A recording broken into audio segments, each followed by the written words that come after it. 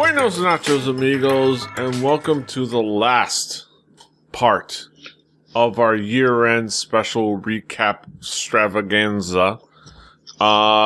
You've made it through with us, and we commend you for making it through this week with us. And if you haven't, and if you just watched the two shortest episodes, we commend you on that as well. Like, no one blames you. we ain't mad. We ain't even mad.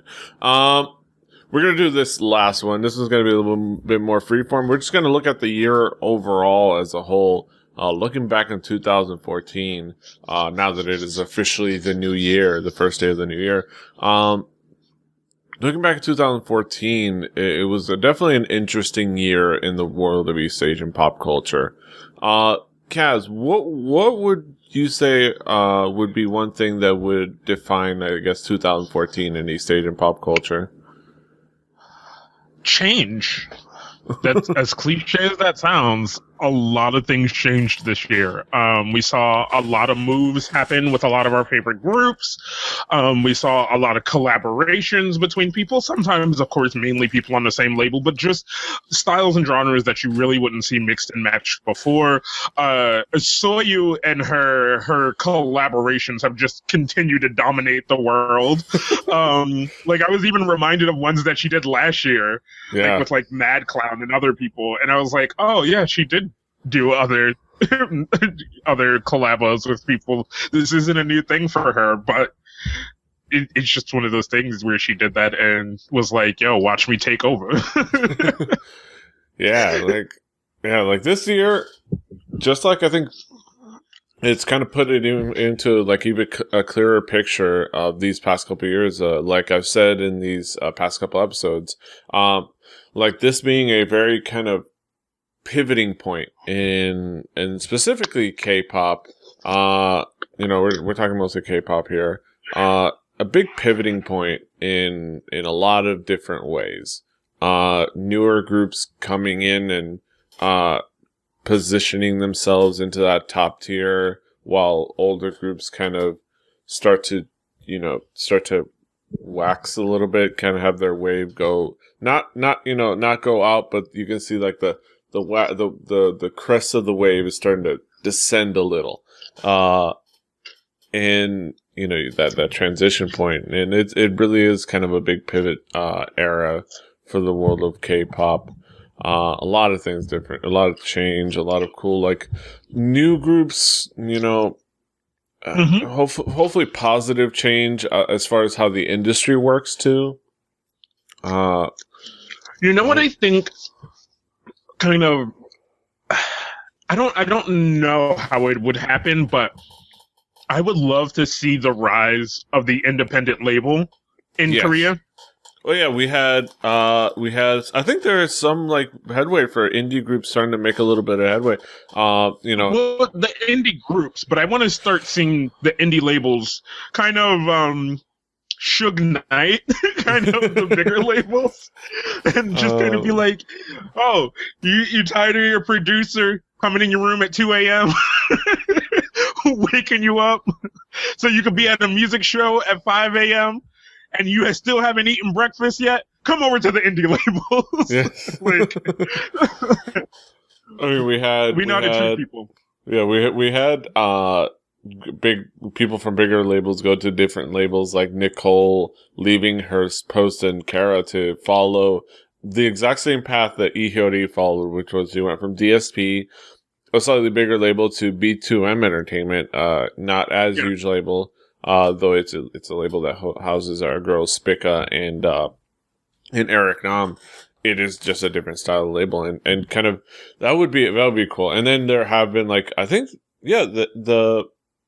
for me this year was also me further kind of expanding my horizons into like indie music. I think it's something that I was doing it late last year, but even more so this year. Of course, seeing kind of groups like a group like Love Exterior, though they didn't have an official release this year musically.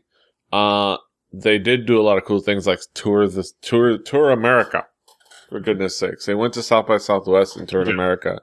And then like seeing things like Baljun So as an indie label get invested in by SM Entertainment and kind of release artists like not just Play the Siren, but like artists like Drunken Johnny's and some of the other artists that are on that label, which is cool. Like getting them like a little bit of an exposure and a showcase, which was cool. Like a pivot point, a nice pivot point.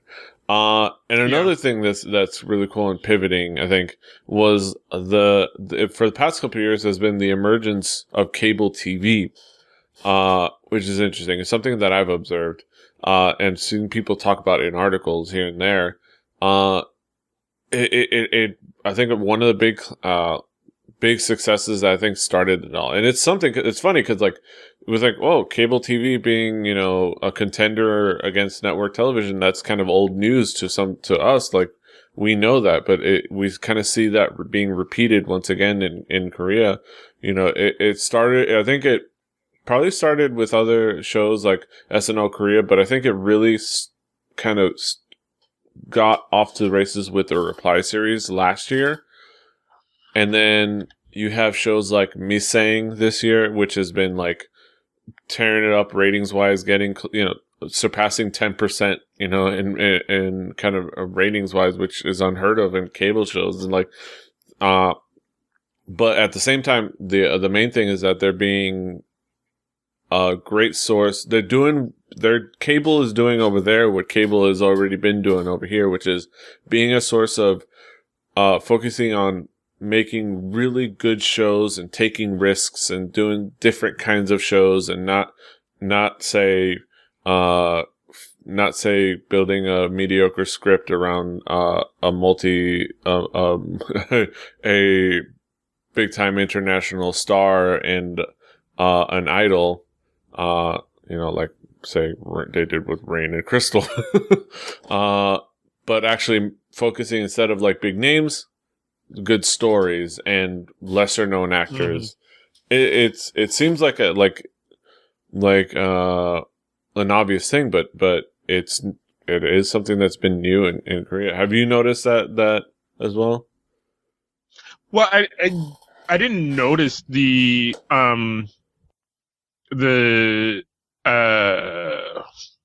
cable TV stuff until you brought it up to me. But it is something that is, I don't know. It's kind of the way it's one of those things you don't think about because where we live, it's already been a thing for so long, So when you hear about it, you're like, what? That's new? Like, but that's always been a thing. And then you're like, well, no, of course it hasn't always been a thing. It's a new thing. Yeah, and it's really cool. Like I'm starting to check out a couple of these shows that are on cable. It's hard because, when it comes to like DramaFever, they've got the NBC shows, they've got the SBS shows, they've got the KBS shows. They don't got much outside. So Right. It's a little harder to get like some of the shows you see on cable, like but they're shown well with things on. And I mean, we've also. Show. Oh God, almost died. And we've also had that talk of these things in the idea that when you change that market and hopefully with the cable stuff, maybe it gives better way to the online stuff, because a lot of the cable stuff here gives better way to the online stuff than sometimes the network stuff does, except if you're talking about Hulu or those kind of things, which if you're wondering how DramaFever gets a lot of those deals, it's because they're kind of somewhat linked to Hulu. So that helps a lot. But hopefully in this transition of the cable TV having a lot of better stuff, means that we get a lot more stuff here in America through online or through some kind of distribution, which we can actually legally do it and show that we like these things. Yeah, like something like a site like DramaFever, or even like now Soompi TV, well, it used to be K-drama, now Soompi TV, could do their professionally subbed versions where rather than us having to kind of, because the only way I can watch Misang right now is on Viki, which is it is purely community subbed, where they get the raw video, and then it slowly but surely gets community subbed by the teams that sign up to and volunteer to sub the shows, which is cool, which is good, but sometimes that takes a little time. Sometimes that, I don't know, it's only one source. I would love to have, different sources. I would love to have different options in how I get things and how I get things in the way that I can consume them and enjoy them. So a greater success for these cable TV shows could be more exposure and more demand for some of the shows you see on TV. Like maybe we could get SNL Korea, and I could watch it and get disappointed by it and ignore it forever. Hey, we could do things. Right. Maybe you can finally look at it and be like, oh, J Park isn't as funny when you don't have the clip cut down into a few short seconds of him being funny. Oh, this sketch is mostly, it really is mostly sketches about Shing Dong Yup being flustered by hot chicks hanging around him. Okay. Good job for Shing Dong Yup. But yeah, that's beside the point. But yeah, I would love to see more cable TV stuff. I would have loved to see, they did Jessica and Crystal, but they didn't do Tetsuo on Hulu Plus. I'm like, I would have liked to see Tetsuo. But yeah, it definitely this year was a big year for kind of a boom year for cable TV, which is really cool and really good.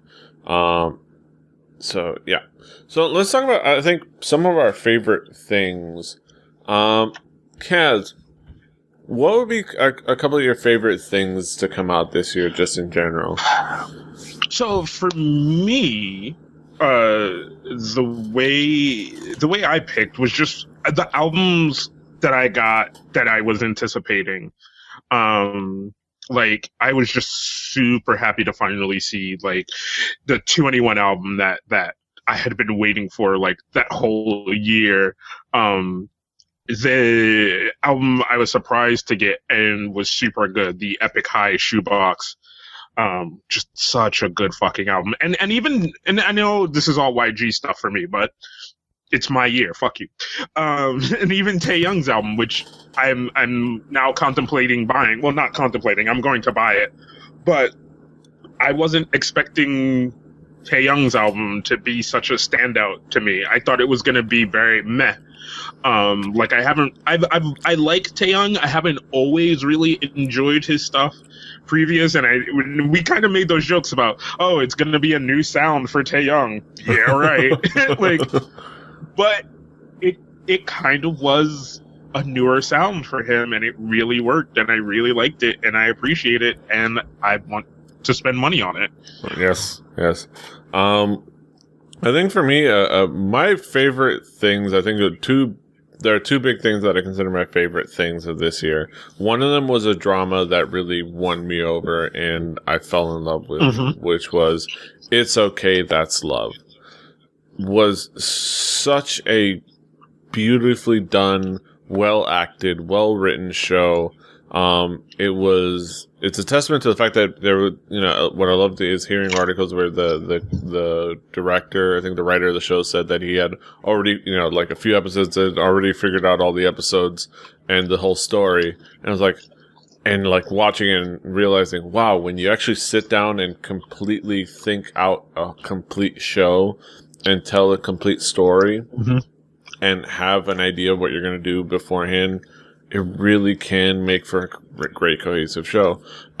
Looking back, there were there could have been some aspects that could have been better, like the female lead could have been fleshed out a little bit more. We could have spent more time with her, but I think those are minor things. I think everything else about the show was so fantastic. The characters, the actors, Lee Kwang-soo twerking, the Sung Dong-il. Can we also say the fact that somebody said, yeah, I sat down and thought about the whole project and thought it out all the way through before we did anything. Isn't that one of those things that kind of make you go, isn't that what you're supposed to do? But then you realize it's the Korean television industry, especially network television. And it's like, oh, they're just flying by the seat of their pants. Right. Which for such short format shows, you would think, even for like, especially for such like, this is only going to last for a little while, you would think you would have an idea. It's like, but anyways, I think it was such a beautiful show. It was such a fun show. And it was such a emotional show, and such a kind of it tugged at the heartstrings, like, and the way it humanized mental illness so well. I'll give a spoiler. A lot better than we said happened with our show Good Doctor, which we kind of enjoyed at first, but then we realized, like, oh, they didn't really go as far as we thought they would. They didn't really, make those initial pushes like we thought they were in those first few episodes, whereas It's Okay, That's Love really took those moments and were like, you know what, like, we're really going to look at these things because that is kind of the flavor of the show. Yeah, it was so good. And I would say I'm gonna okay, so spoiler alert. I'm gonna give my two favorite moments, and I'm gonna to really define the show. So just know, if you are like that uppity about spoilers. Spoiler alert. One of like my two favorite shows that I think define it so well. One was Lee Kwang-soo's character talking to the male lead, and he had the puzzle. Where he showed him the puzzle, like the completed puzzle, and he said, "All right, because his character has Tourette's, and they actually do a really good job of kind of portraying it in not a overly melodramatic way and not an overly laughing at him way. They did a good balance there. Yeah. Where he tells the scene where he says, "All right, this is how most people think my brain is," and he jumbles up the puzzle pieces, and most people think this is how my brain is. And then he puts the puzzle piece back together, completed, and says, "This is what my brain actually is. It's just that every once in a while it's like this," and he took out a couple of pieces in a corner. "Sometimes it's like this, and then I need some help and I need time to put it back in place." And I thought that was such a beautiful, like, honest, sincere, understanding moment. And then I think close to the end, and here's the spoiler: the main character, we find out that because of a traumatic event in his childhood, and bringing it back in kind of sometime in his adulthood, a big event that happens early in the show, we find out he's going through a psychotic break from a schizophrenic break from reality. He is schizophrenic. And it's done so well. Like, he's still treated as the male romantic lead in the show, even though he's schizophrenic, because it's just something that he has. And then the moment where Dio's character, who we find out is a kind of a figment of his imagination that is a representation of himself when he was younger, that he kind of has there. And one of the big reasons that he was able to kind of click back into reality of realizing that he was is the fact that he noticed that he always remembered him being shoeless and with like extremely wounded feet. Kind of reminds him when he had to run away from home because of his childhood. And the scene when he finally, the way he accepts that he has to let Dio go, and the way he does it is by offering to wash his feet and clean his feet and clean his wounds. And you see the emotional moment of him washing his feet and then putting his shoes on and putting them in front of him, because he gets these like pair of tennis shoes. And then it cuts to them saying their goodbyes, him and the kind of fiction, the person in his imagination. They said their goodbyes, and you see them looking at these empty shoes at an empty bed. This moment for this character, and this was such a great, heartwarming, emotional moment of like in a moment of growth and personal, emotional growth. It was just so good, like that. The drama was defined by moment, and I just loved it. I just loved it. Like, and- I hadn't watched all the way to the end to see that part, but now that you said that, that makes so much sense because every scene that those two were in, they were by themselves. Yeah. You know, it was just those two. Yeah. And he was either like in the process of running away from home or like kind of settling on the fact that he had to go back home. Yeah. You know? So I was like, oh, and I was like, it was, and then now that you think about it, it was always that weird moments, like when he was kind of stressed out, you know, that he would see him. Yeah. So, and it was, and they built it like, so well. I knew he was crazy because that first moment you see his apartment and everything is like so fucking color coordinated in 3 colors specifically. You know, I was like, oh, honey, you're crazy. Well, then you start to get to know him, and you start to realize what he is, and I think they were able to kind of really get you involved in his emotional growth, which is so great about the show.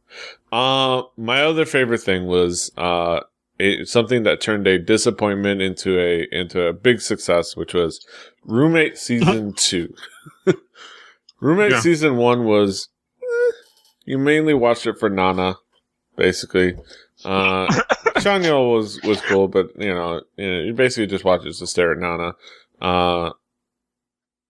and everybody and the ratings were kind of suffering, and they kind of had to rework the show, and a lot of people were having busy schedules. Park Bom had to leave the show. A couple of the actors were slowly but surely kind of leaving the show due to their own schedules, and not just Nana. Sung Ga-yeon was also a fantastic part of that show, but it was okay. But then then they decided, well, let's do season 2. And then, the decision of Variety, the Variety decision happened, and they signed Sunny, the LeBron James of Korean variety shows. And then they started. Okay. Yeah. She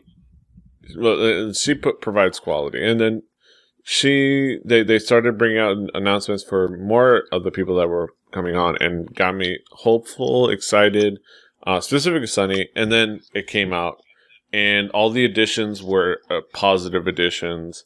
Even Otani Ryohei, even though he's not the biggest personality, he was still a fun part of the show. The guys that stayed on, they're still doing their thing, and they're not bad. They're working well with those that are new there. Jackson is fantastic. Youngji is fantastic. June from God is ridiculous and hilarious. It's like I think it's also one of those. I thought there was a top on this. It's also one of those things where it really reminded me of those kind of formative years of Real World. Yes, when Real World was good. So, like, that very first season where people didn't have to stay in the house, like, people would kind of come and go as they pleased, like, that first cast of Real World. And it was good, and there was a lot of stuff that happened, and it kind of seemed more dramatic than it was, where, same thing with Roommate Season 1. There was a lot more tried to have fun, but it just seemed so disjointed, Yeah. And kind of odd or whatever. And they kind of tried to force the fun a little bit. And like you said, with this one, it seems a lot more natural. It seems a lot more hands-on, hand-off-ish in a sense, where it doesn't seem like they're trying to, like, all right, and now everybody has to go do this, like when they tried to bring back Real World after it kind of fell off and wasn't a thing anymore. And, you go, and you have, like, oh, everybody has to work at the same place together, kind of, like, that's what that first season of Roommate, it reminded me of those 2 parts of Real World at different times, Yeah. Whereas the way you're describing season 2, it seems like that middle part where Real World was fun to watch. Like, it was fun to watch all these different people interact with each other and just kind of be silly and stuff like that. And that's kind of more what you want. Yeah, more of what I want, and I'm it's just fantastic to see it. Sunny hasn't hasn't put herself out there as much, though she has some great reactions. I think, like I said before, when I was talking about roommate season 2, I think I saw it in the past couple episodes, she seems like she's been more guiding and coaching people and helping people out behind. So she has a great moments. Like her walking into the house when Otani Ryohei and Joseho are getting mud packs and they turn around to greet her, and like the look of horror on her face is just hilarious. I was like, oh. And that's her being a variety show veteran. Anybody else would probably just kind of laugh. But her reaction was more like, all right, this is the right reaction for this moment. And she does it so well. Let me see. There it is. Oh yeah. It's just so fantastic. But yeah. Roommate season 2, one of my favorite things. It was a revelation, to say the least. All right, so let's look. What would be, I think, our surprises? The things that surprised us this year. I was going to say roommate season 2. Again, we kind of reiterate our biggest surprises, which was our changes and kind of the dramatic changes, specifically in groups like BAP's lawsuit, Chris and Luhan suing them, trying to sue themselves out. It was an odd year. It was definitely it was an odd year, and it was definitely a bad year for the slave contract. Yeah. Do you think with the EXO thing that it's just gonna like consistently be one person after another?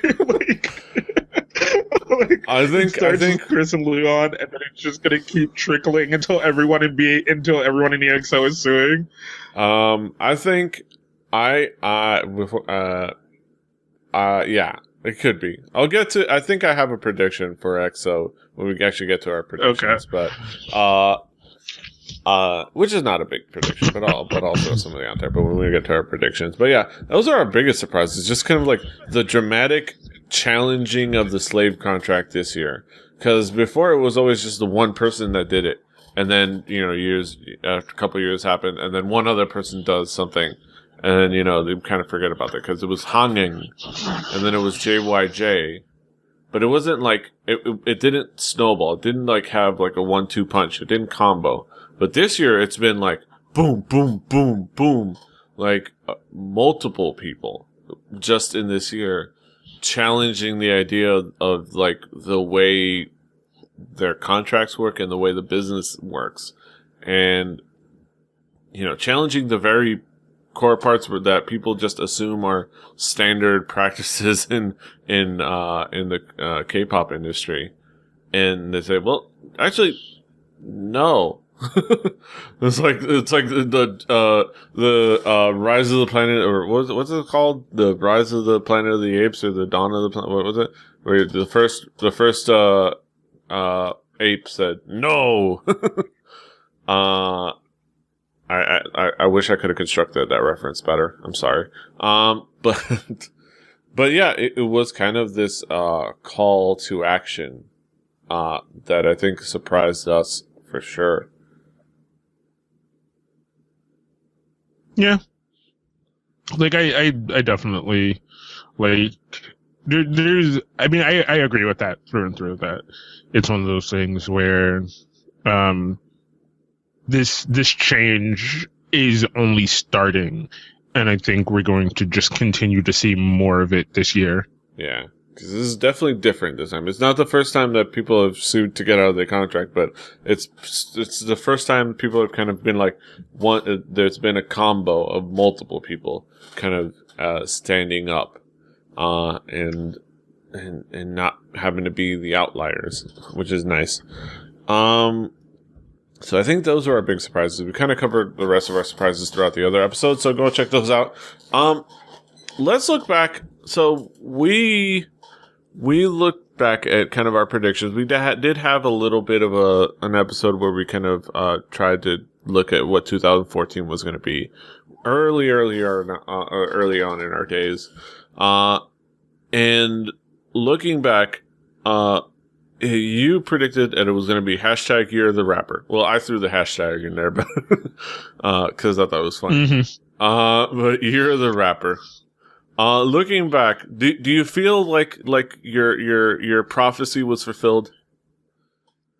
I don't think it was fulfilled the way that I saw it, but it damn sure was like a lovely year of a lot of good rap music. The kind of the rise of brand new music being a lot better. We got to see a lot of great albums from rappers that we like. Epic High. Who else put out some pretty good stuff? Gecko. Drunken Tiger put out a pretty good album, but I think that kind of flew under our radar. Just because it didn't have the MFBTY stuff was really cool, and their Drunken Tiger's like actual album. Or actually, no, that was late last year. Never mind. So I mean, like Sonny had a lot of good songs this year, and it was just kind of this year where we kind of, Epic High, of course, Gecko, Gary, there's more, just like Zion we don't have it all down here. Zion but T had a pretty Zion T, track this year. And we talked about J Park and AOMG. Loco just put out an AOMG artist just put out an album this year. Gray from AOMG put out a lot of good kind of hip hop R&B rap stuff. J Park himself, like we talked about, people could be hit or miss on J Park all they want. I mean, like, we got a really awesome solo track from fucking Top that made people keep yelling about, is there an album? Is there an album? Where's that goddamn Top album? Which, seriously, where the fuck is that Top album? Like, seriously. I need that. Like, I need that in my life. So, it's also the same year we got Tough Cookie. So yeah, and we also had Bobby from Icon define hip hop for us. Yeah, which is fantastic. I think. Can we just live off of his performances and not his interviews? It's like hush, child, don't say a word. Yeah. Like you want to be like his lawyer and say shh. Don't say anything. Don't say anything without your publicist present. Anything you say can and will be used against you. I feel really good about saying that we were going to have a formative rap year, and I think we really did. I think we did. Yeah, and I think another surprise, and I mentioned it last episode with our collabs. Yeah, like I'll say it once again. Hashtag Year of the Rapper. It was present. For sure, but hashtag Year of the Collab was the one that kind of surprised us. How much of important thing it was to do in like mainstream music, mainstream K-pop this year was to do the collab in some fashion or another. Hashtag Year of the Collab, which is surprising, all because of that sum. Damn.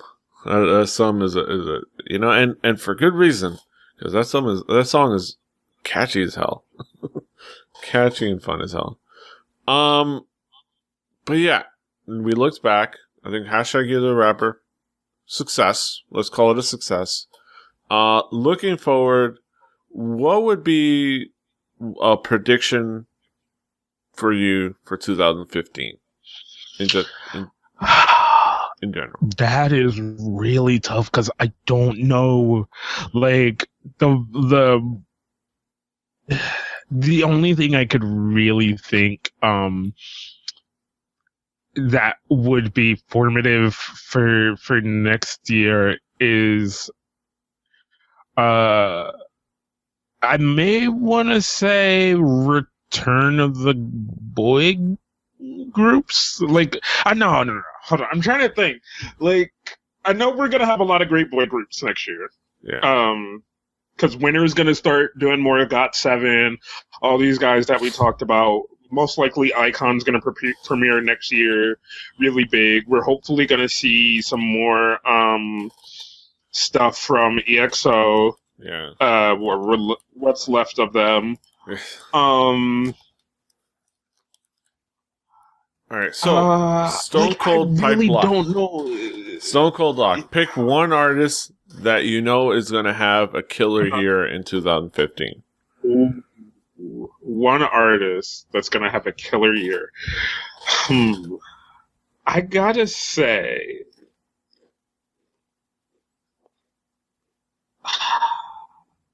like, I'm looking back through a list. I think in kind of 2015, right? I think. Ooh. I'm gonna give in mainstream, and I'm gonna give another one. Okay. I don't know one pot I like lock for me. I think I'm gonna lock in Mamamoo as my group to kind of. They had a good year this year. I'm gonna say they're gonna blow up next year. Yeah. I want to say, as kind of a person that spans the world, especially for the female artist, right?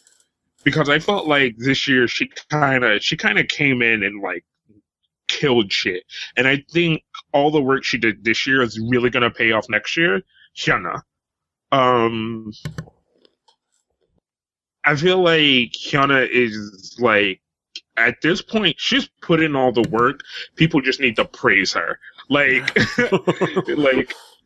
she don't even. She just needs to kick her.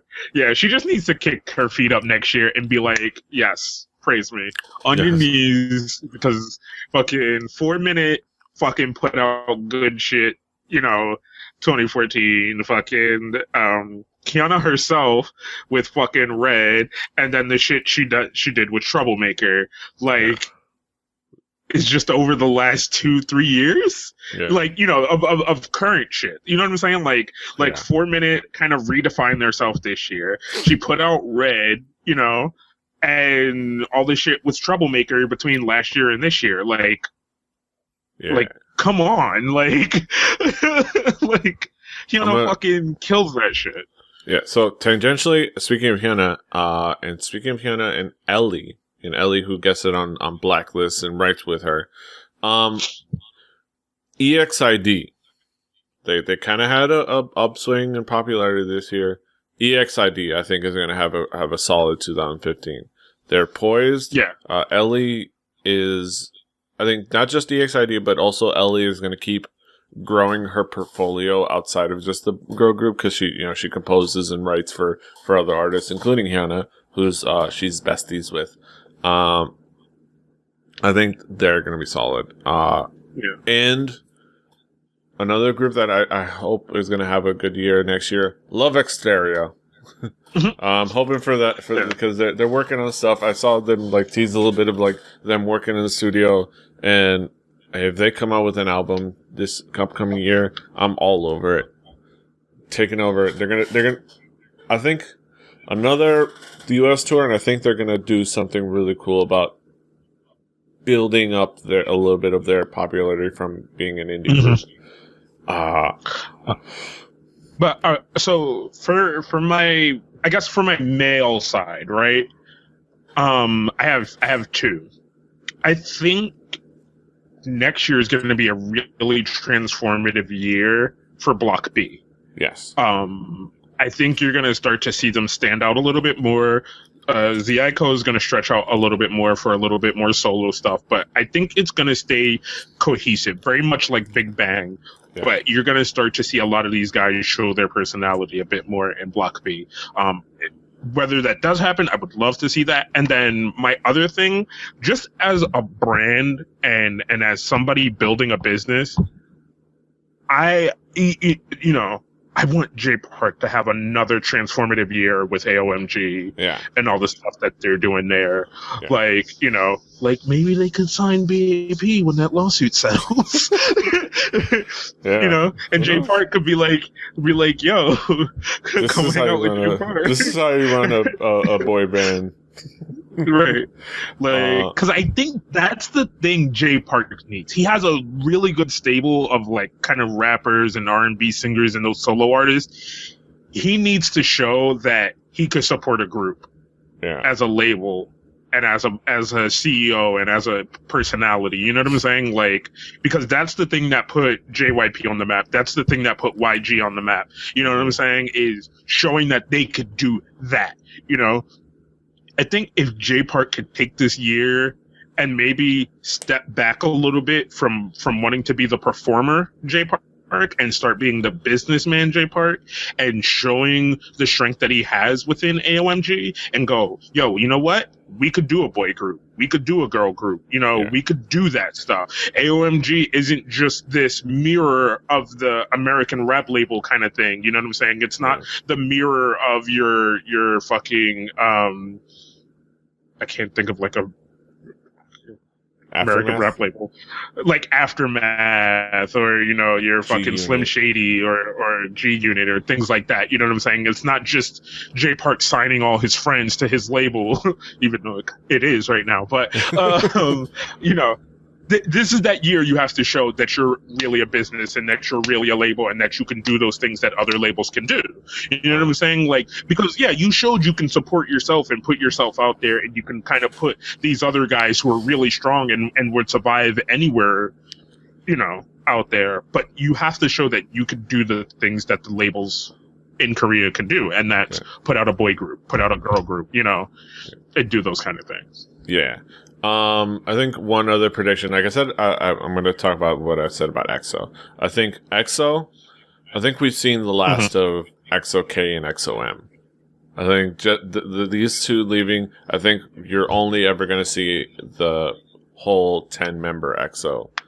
At least 10 for now. I think they're not going to, you know, it's tough to do the 4-member EXO-M now as it stands, but God forbid another person kind of, you know, God forbid the next person, and chances are if it happens, it's going to be from that side, just from what we've heard about why those people have left, and the fact that, because I think the big factor for Chris and Luhan leaving was the fact that they have possible careers in China. And they know that since they're not going to be having to have careers after, you know, doing all this in Korea, they know they can't be JYJ'd out of the industry. you know. Yeah. So I think that's, and I think that, and that also plays into the fears that they had with Jessica, with her, cause she's has a fan base and popularity and a brand power in China as well. So I think if anybody leaves, it would be from EXO-M. But I think even now, as just a 10-person group, there's no reason for them to do EXO-K and EXO-M anymore. It's just EXO now, and they will go back and forth between both markets as they're wanted to do with the separate groups. Yeah. I think that's all we can say about next year. I think overall, the main thing that we would both predict is that hopefully true change into how the industry works and assumes it's supposed to work. It's tough because things like overworking are just such a part of Korean society. And Japanese society too, and this is Korean and Japanese society. Overworking is such a part of the society in general, anyways. Like, you know, you see like these it's something that you finally get reflected in these shows like Missing and Plus 9 Boys. You can't leave your office until you see your boss leave your office, and usually that's about 9-10 p.m. And it's something you've been like, it is something that's such an inherent. Like, you have to work harder, work harder, work harder. You always, everything you hear from like the idol groups when they say their like greetings or their promises, it's always the like clockwork. It's always, we're gonna keep working harder, keep working harder. Like, that's the thing that they're supposed to do, and anything else is sacrament. So I think I would love for better treatment of our the idols, and a better change for the industry as a whole. Yeah. I mean, that's the thing we've been talking about for the latter half of this year, is the pray for change and hope for change, and just like the way these things are working, because we love these groups and we want to be able to support them, and we want to see them be able to keep doing the things that they're doing, but things have to change overall. Yeah. With the way that they're treated, and the way that the worth ethic is, and them, you know, like, we're not saying, you know, that, you know, you gotta start like fucking paying them billions and trillions of dollars, you know, but you gotta pay them what they're worth. Or you have to change your entire society into an American society. No, we don't want that. We just want to maybe a little flexibility and a little bit of understanding of, you know, the people, the human beings that you're treating like product. You know? Yeah. Yeah. I think that's our hope and our wish for 2015. True change in the industry. And I think that's it. We're finally done, Kaz. We're finally done. We're at the finish line. Why did I decide to do this? I'm dumb. Because we thought it would be fun. This is the type of stuff that we love. We love talking about the stuff. We love overanalyzing and thinking about these things. And it was a really good year, just musically and creatively, all kinds of things. Creatively, yeah. And it was just a really interesting year too. Like, you know, between the drama and like all kinds of things, it was just a really interesting year in K-pop. And we just, as fans of it, you know, we just want to see it grow. We want to see it stay safe. And we want to be able to support it and love it. And we're just, you know, we're glad to be fans of it. Like, it's the reason we do this show, is because we're fans of it. We're happy to be fans of it. And we want to wear it on our sleeves. Yeah. And that's basically what we'll leave it at that. That's it. Another fantastic year, although I'm glad to see it gone for some reasons. I enjoyed what the good things we got from last year, but we look forward to 2015. We'll be back next Wednesday with a regular old normal episode. Possibly talking about some more fun stuff. Who knows? We got some things on the docket. Yeah. But that's it. We're going back to a regular thing. Hopefully you're watching the chat room awards tonight. Check out the chat room awards tonight live. Kaz is going to be on there. He's going to be drinking, and you know what that means. Nothing but good. The fun. Kaz and Roberto Villegas hosting the live chat room awards. Who knows who'll win? Possibly just Tom Merritt a lot of times, but that's okay. We like Tom Merritt. Yeah. That's it for us. Kaz, what do you got? What do you got going on in your world? Really much just a lot of prep for the chat room awards. Trying to make sure everything is right. Trying to keep up with all the emails and things that need to be done, and like actually knowing what the bits from the show are. Yes. Like, yeah, just kind of that stuff. All right, so be sure to go ahead and let us know what 2014 was like for you. What was your favorite thing? What were your favorite groups? Who did we miss? Because I'm sure we missed a bunch of groups and a bunch of artists and a bunch of releases. So who did we miss? Who should we have checked out? What were your favorite dramas, TV shows, variety shows? What made 2014 for you? And what do you think is going to be the 2015 in East Asian pop culture? Let us know what you think. How can you predict the future? Let us know. But that's it. You know the name of the show, Hallyujuku, on Twitter, Hallyujuku.com, kpoppodcast.com. He's King Kaz. I'm PD Rave. Subscribe, like, share. Until next time. Hasta los huevos. Annyeong. Fighting.